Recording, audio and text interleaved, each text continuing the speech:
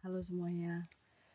Video kali ini adalah bagian ketiga dari King Teori pertemuan pertama dengan buku referensi Winston berjudul Operation Research Applications and Algorithm edisi keempat chapter 20. Mari kita simak bersama-sama. Masih harus nge-pause. Ya, yang kita akan bahas adalah birth-death process. Birth-death process ini akan sangat terkait dengan Markov chain. Apa sih? Kenapa sih kita harus tahu birth-death process di dalam teori antrian? Kita simak bareng-bareng. Jadi apa sih sebenarnya birth-death process? Birth-death process adalah sebuah cara kita melihat status dalam sebuah teori atau sistem antrian. Jadi, it is a continuous time stochastic process for which the system state at any time is a non-negative integer. Jadi kita punya cara pandang yang memandang bahwa proses itu adalah proses yang stokastik, proses yang ada di dalam antrian itu adalah proses yang stokastik, dan kita memandang waktunya dari segi continuous. Kemudian kita akan memandang sistem state pada setiap saat kita pandang adalah non-negative integer. Jadi dia selalu berada dalam state yang integer dan non-negatif. Ada beberapa law of motion for birth and death process yang mana menggambarkan perpindahan. Dia gambarin perpindahan ya. Perpindahan antar state-nya. Law motion-nya seperti ini. Jadi with the probability lambda j dt plus odt, ingat kembali ya, di video sebelumnya kita akan tahu apa itu ODT. ODT ini adalah suatu probability yang sangat kecil sehingga limitnya mendekati 0 sama dengan 0. Sedangkan lambda, silahkan lihat lagi, dan dt ini adalah delta t. Dengan probability sebesar ini, a birth occurs. Nah, birth-nya akan increase sebesar 1. Dari J ke J plus 1. Jadi awalnya J, stage J gitu ya. Stage J dia bertambah menjadi J plus 1. Jadi birth itu adalah kenaikan stage. Lalu ada yang disebut death. With probability mu ct plus odt delta t, a death occurs between time t and t plus 1, t plus delta t. A death decreases the system by 1 menuju J-1. Jadi awalnya J menuju J-1. Jadi ini adalah penurunan states. Lah, Bu, kalau saya turun, lalu gimana apa ya? Lalu bisa jadi dong negatif. Ya, bisa aja. Tapi kita harus ingat bahwa kalau namanya birth and death process, kita harus menjaga supaya paling kecil adalah 0. Jadi mu 0 sama dengan 0 must hold. Jadi kita harus jaga itu.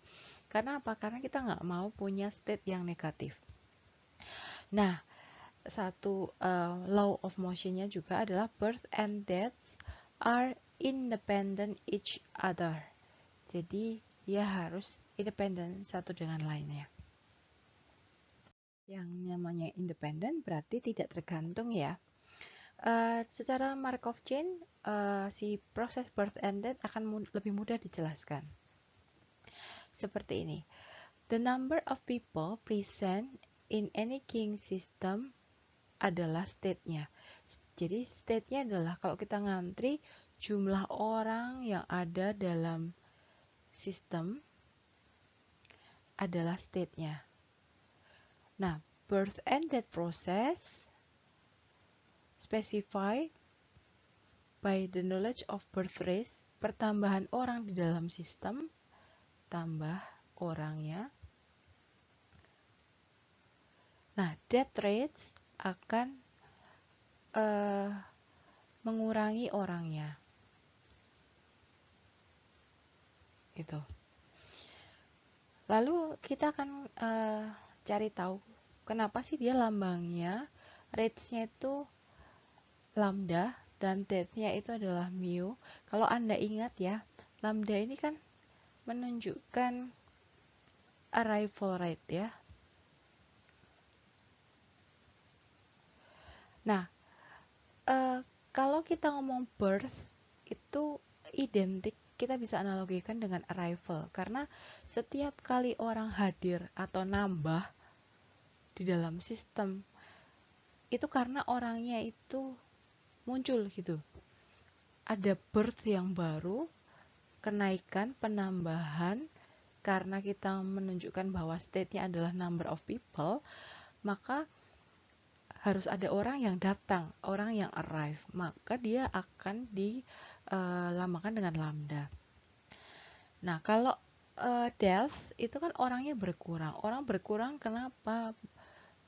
Karena meninggalkan sistem. Kita ingat kembali orang yang keluar dari sistem itu karena dia selesai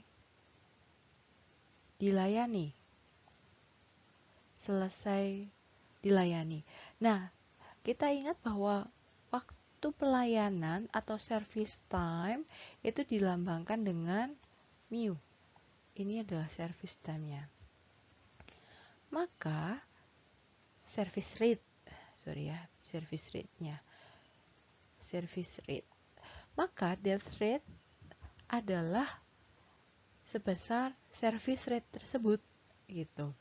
Jadi bisa bisa dibayangkan ya, Anda bisa membayangkan bahwa awalnya kalau dari awal beneran time 0 buka bank gitu ya, maka orangnya nggak ada. Dia pasti nambah dulu ke 1, nggak mungkin nambah sekaligus 2. Kenapa nggak? Karena kita tidak menerima bulk arrival. Bulk yang arrival tidak kita terima. Jadi kita hanya nambahnya 1 dari 0 ke 1, 1 ke 2, dan tambahnya 1 terus. Oke, nah karena pertambahan ini terkait dengan arrival, kita lambangkan dengan lambda. Setelah dia terus begini ya, sampai ke stage J-1, lalu ke stage J, dan ke stage J plus 1, dan seterusnya. Lalu setelah dia sampai ke stage tertentu, dia akan selesai dilayani, maka jumlah orangnya akan berkurang. Nah, rate-nya itu sebesar dengan service rate. Oke. Karena dia menunjukkan pengurangan. Saya harap ini cukup jelas karena ini akan kita pakai sebagai dasar untuk kita membayangkan proses optimasi ke depannya. Nah, kemarin di video sebelumnya kita ingat kembali bahwa ada properti yang disebut dengan no memory property. No memory property dari distribusi eksponensial menunjukkan bahwa kalau saya punya sebuah kondisi di waktu T, dia tidak tergantung dengan kondisi yang T-1 atau sebelumnya.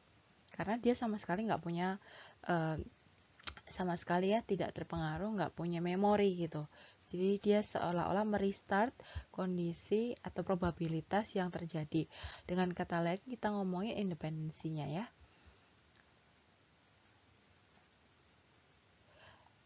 Nah, maka probability customer will complete service between T and T plus delta T is given by dari sini. Penjumlahan dari 0 sampai delta T, karena kita ngomongin T-nya T sampai T plus delta T, maka dia 0 sampai delta T, mu karena kita complete service time dikali pangkat minus mu T. Pangkat minus mu T ini yang menunjukkan eksponensialnya.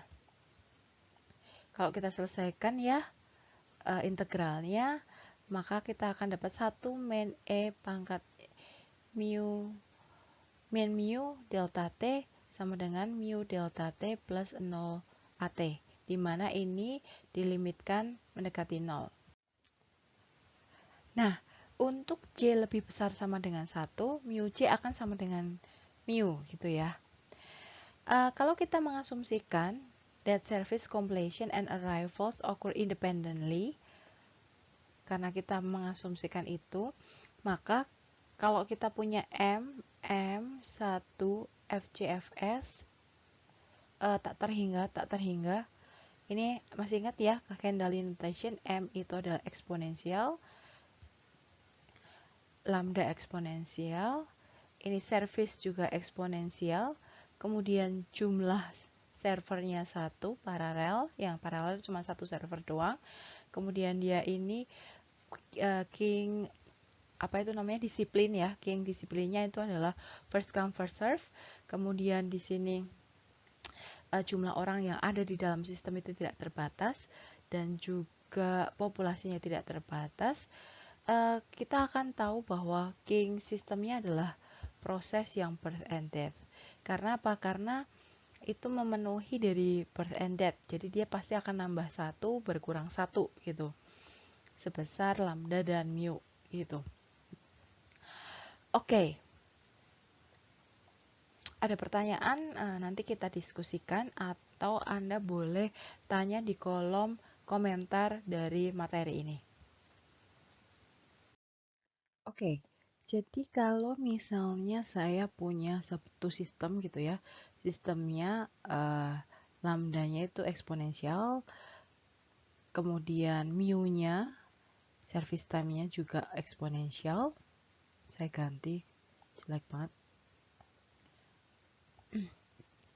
Mu-nya eksponensial, jumlah mesinnya itu 3, dia FCFS, kemudian banyak yang bisa ditampung tak terhingga, kemudian populasinya dan tak terhingga juga. Inter-arrival time-nya lambdanya sama dengan 4, kemudian service time-nya 5. Jadi kalau kita seolah-olah bikin mu J-nya itu 4. Jadi dari state 0 ke state 1 inter-arrival time-nya kira-kira rate-nya 4. Tiap kali 4 dia akan bisa nambah gitu ya, nambah 1 orang, dan dia akan bisa nambah sampai, karena di sini tak terhingga, jadi di sini sampai ke tak terhingga gitu. Lalu ya udahlah ya, yang Anda mengerti ya, saya nggak usah tulis tak terhingga min 1, nanti tak terhingga aneh sampai tak terhingga. Kemudian dia dari setiap state dia akan bisa turun 1, tapi di sini kita lihat bahwa dari 0 ke 1 dia nambah setiap kali inter-arrival time 4, tapi dari 1 ke 0 dia butuh service rate 5. Dari 2 ke 1, karena ada 2 yang bekerja, maka jumlah service rate-nya akan ditambahkan. Jadi service rate-nya ada 10. Dari 2 ke jadi 1 gitu. Karena apa? Karena jumlah orang dalam sistemnya itu 2. Jadi 2 yang bekerja servernya, jadi service rate-nya bertambah. Lalu di sini juga gitu ya. Karena ada 3 server yang bekerja secara paralel, jumlah orang di dalam servernya itu 3, maka dia akan butuh 3 server yang bekerja untuk mengurangi 1 gitu. Tiga-tiganya harus bekerja untuk salah satu, mengurangi salah satu, entah mau server 1, mau server 2, mau server 3, tiga-tiganya harus bekerja. Jadi service rate-nya 3 kali mu gitu. Lah, kemudian ada 4 orang di dalam server, ada 4 orang di dalam sistem, tapi kita ingat bahwa hanya 3 server yang bekerja.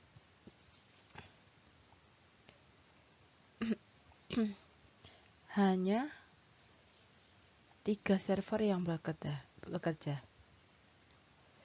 yang ada. Oleh karena itu, ketiga server ini tetap harus bekerja untuk mengurangi dari 4 orang yang ada di dalam sistem menjadi 3 orang. Jadi otomatis akan tetap 15. Begitu juga kalau saya punya 5 orang di dalam sistem, tetap 3 server yang bekerja, jadi tiga-tiganya harus bekerja untuk mengurangi 5 orang menjadi 4 orang di dalam sistem. Nah, ini adalah apa itu namanya proses birth and death untuk MM3 FCFS tak terhingga. Jadi waktu antara kedatangannya mah bebas-bebas aja gitu ya. Karena apa? Karena kita punya orang di dalam sistem tidak terhingga. Nanti akan berbeda kalau misalnya ada yang berbeda di dalam notasi kendalinya. Anda lihat notasi kendalinya ya. Yang paling penting, asumsi yang pertama yang akan kita nggak boleh langgar, kita pertahankan adalah ini. Inter-arrival times or service time should be exponential. Jadi, if either salah satu aja non-exponential, maka birth and death process is not appropriate.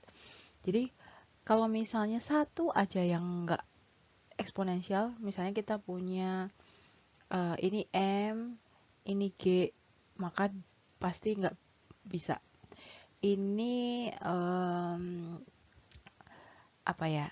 Ini E, K, ini M, nggak bisa. Dua-duanya harus MM. Gitu. Sebenarnya modified birth death model can be developed if service time and inter-arrival times are Erlang.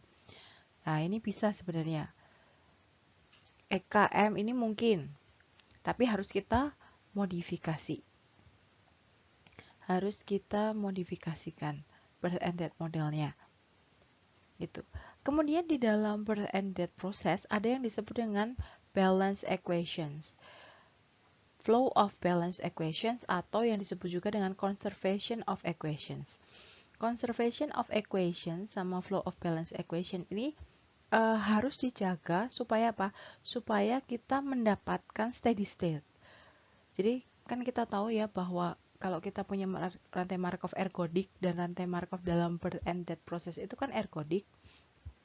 Jadi untuk kita punya dasar pemikiran membuat keputusan di masa depan kan harus dalam kondisi steady state. Nah, cara mencari steady state-nya dan mempertahankan steady state itu adalah dengan mencari nilai state yang sesuai dengan flow of balance equations. Flow of balance equation kalau Anda lihat di slide gitu, di slide ini atau di buku di persamaan 15 bab 20 itu menunjukkan bahwa steady state peluang steady state untuk state 0 dikalikan dengan lambdanya kedatangan di stage 0 sama dengan peluang di state 0 plus 1 gitu ditambah dengan service rate di 1. Lalu untuk yang pertama Anda lihat bahwa ada kedatangan, kita lihat dulu dari sini, peluang steady state di stage 1 adalah kedatangan dan kepergian di stage tersebut dikali dengan stage sebelumnya dan stage setelahnya. Karena kalau kita lihat ini kan saya punya stage 0, saya punya stage 1, saya punya stage 2 dan seterusnya gitu ya. Di stage 0 ada birth, ada death. Ini lambda, ini mu. Gitu ya. Di stage 1 saya juga punya lambda, saya juga punya mu. Nah, kalau di stage 0 kita lihat yang terlibat, mouse saya. Kita lihat yang terlibat, di sini ada 2 panah doang nih. Keluar dan masuk. Jadi saya harus maintain keluarnya out dan masuknya in. Nah, di stage 1 juga begitu. Sayangnya di stage 1 itu ada dua.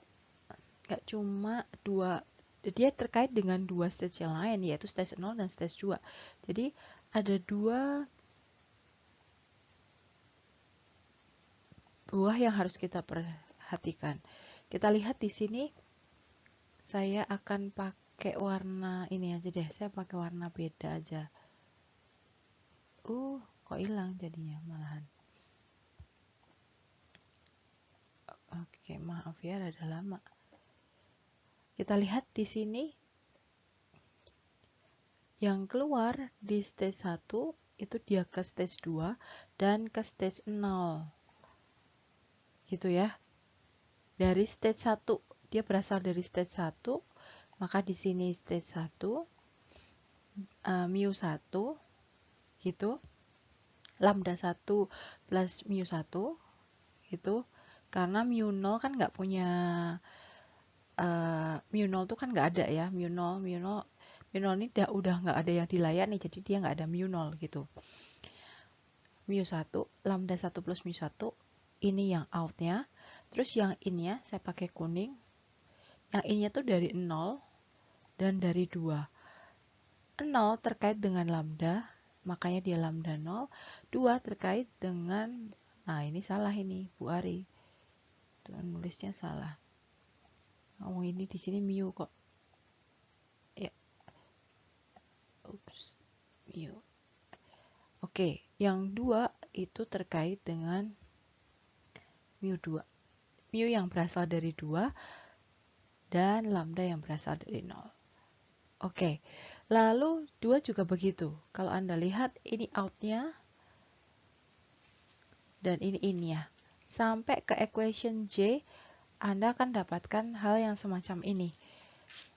Ini yang disebut dengan flow of balance equation atau conservation equations. Celing! Semoga bisa dimengerti. Terus berarti saya harus nyari state-nya gimana, Bu? Nyari peluang steady state-nya? Ya, Anda pecahkan dengan menggunakan aljabar linear. Dan jangan lupa, dalam kondisi steady state, jumlah pi selalu sama dengan 1, gitu ya. Jadi itu akan membantu Anda untuk mendapatkan pi-nya. Lebih jelasnya kita simak slide berikutnya.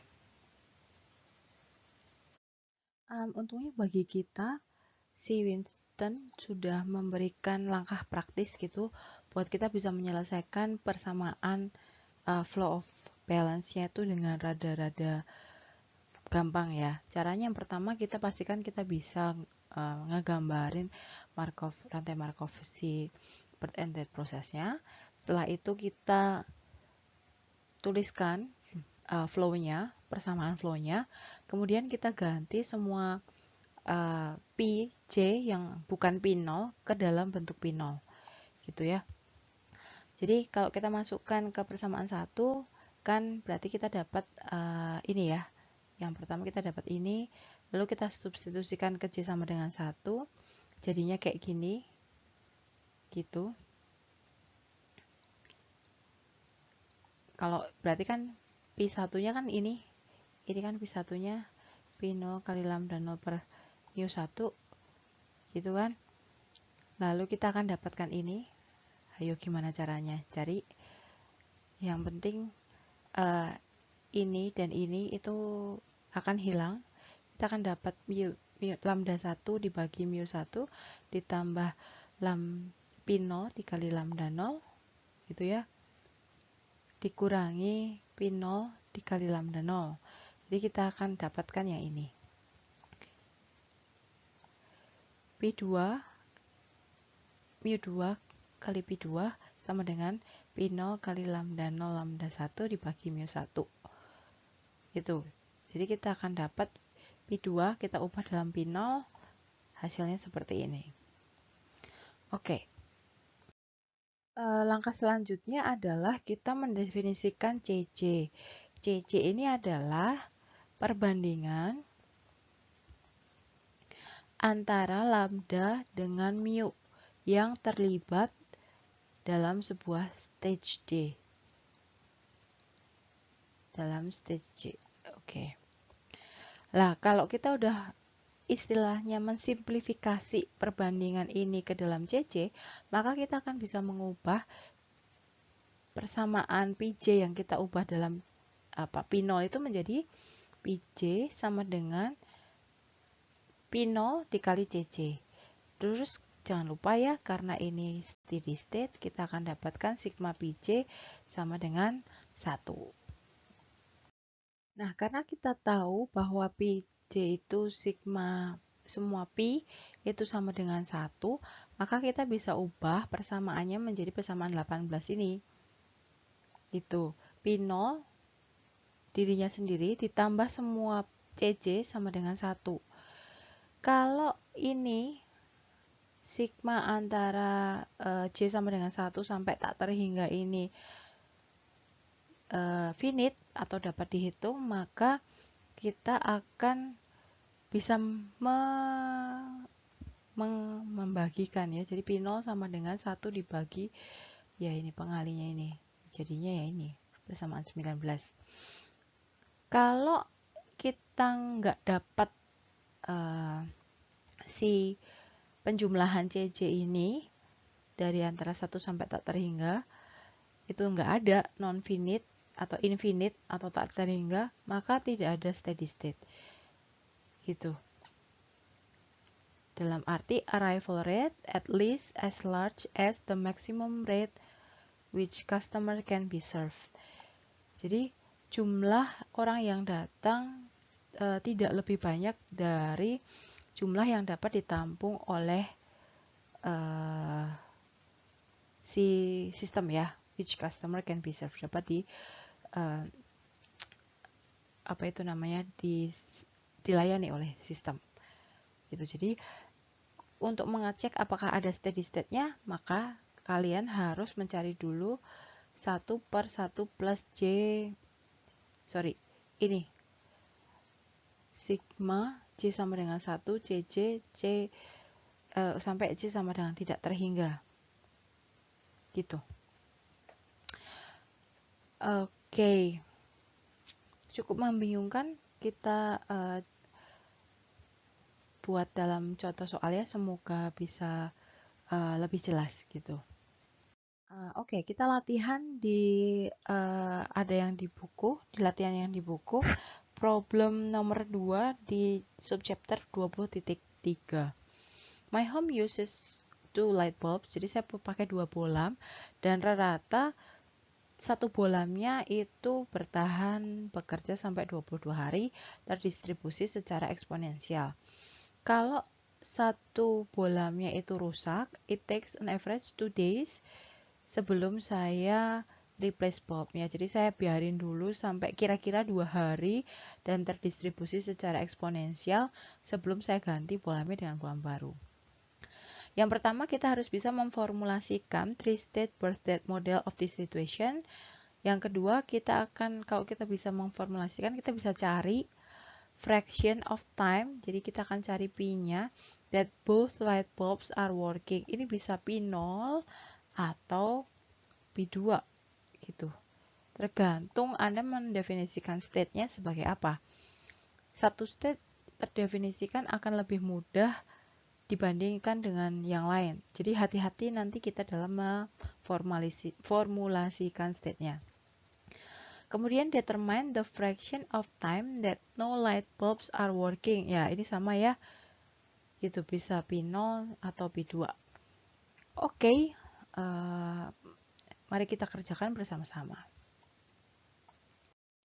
Oke, jadi kita ingat kembali bahwa state adalah jumlah entity di dalam sistem. Jadi di sini kita akan pakai jumlah entity adalah ya jumlah light bulbs yang menyala ya.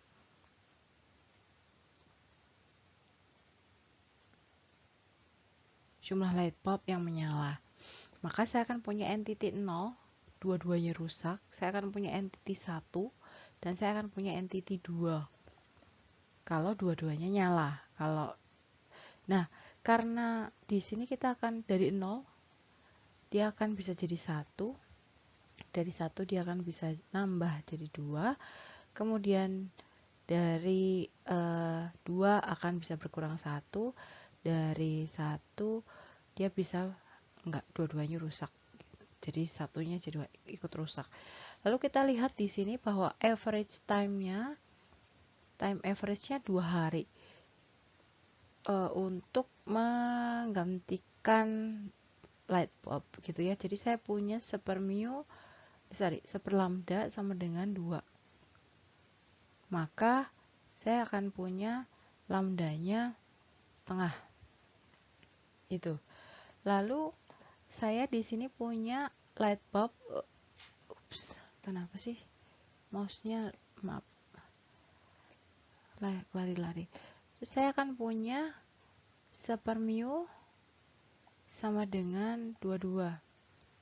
Maka saya akan punya mu-nya seper 22. Oke, lalu kita isikan ya di sini bahwa kalau saya punya 1, dia bekerjanya cuma 1, maka dia akan bisa jadi 0 rusak dalam seper 22 gitu ya. Nah, kalau saya punya 2, berarti dua-duanya harus bekerja. Maka kemungkinan dia, bukan kemungkinan ya, waktunya dia jadi 1 adalah seper 11 dari 2 kali seper 22 gitu ya. Jadi seper 11. Kemudian kalau saya dari 1 ke 2, itu kan saya butuh waktu setengah ya. Tapi kalau dari 0 ke 1, dari 0 itu kan berarti ke 1 setidaknya saya harus beri 1 gitu. Maka di sini saya akan punya 2 kali setengah. Jadi waktunya saya akan butuh 1 hari. Gitu. Waktunya butuh 1. Nah, di sini kita belum bahas ininya, formulasinya. Saya akan punya satu kondisi yang paling kita ingat, P1, P0, P1 plus P2 jumlahnya harus 1. Ini persamaan 1. Lalu persamaan 2 kita dapatkan ketika kita berada di stage 0. Di stage 0 ini karena dia nggak mungkin mati, nggak ada ya yang negatif, maka kita akan punya P0 dikali lambda 0, lambda yang berasal dari 0 keluar, sama dengan P1 yang masuk dikali mu1. Itu. Lalu ada yang ketiga yang berasal dari ini state 0.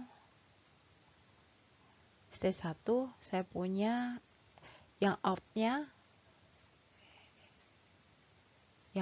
itu berasal dari P1 adalah lambda 1 sama mu1 sama dengan yang dari P0 lambda 0 plus yang dari 2 mu2 P2. Nah, lalu ada di